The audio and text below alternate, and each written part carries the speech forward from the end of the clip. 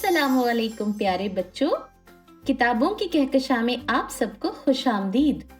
मैं हूँ आपकी मेजबान मारिया और मैं आपके लिए आज दो बड़ी ही प्यारी सी मजेदार सी नज़में लेकर आई हूँ। पहली नज़्म का उन्वान है टमक टुम। तो आइए सुनते हैं।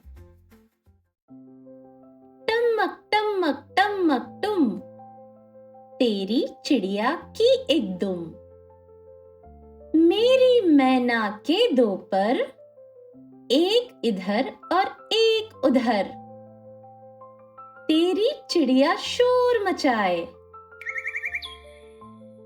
मेरी मैना गाना गाए।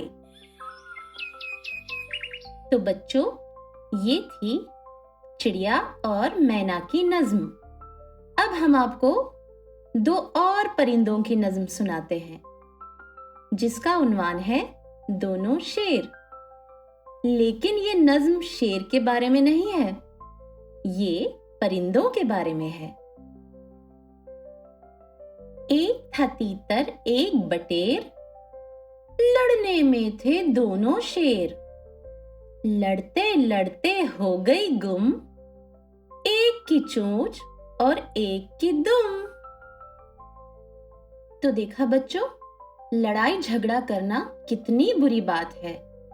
इसमें हमेशा नुकसान ही होता है। इसलिए हमें लड़ाई झगड़े से परहेज करना चाहिए। अब हमें इजाजत दीजिए, अगले हफ्ते आपसे फिर मुलाकात होगी। अल्लाह हाफिज।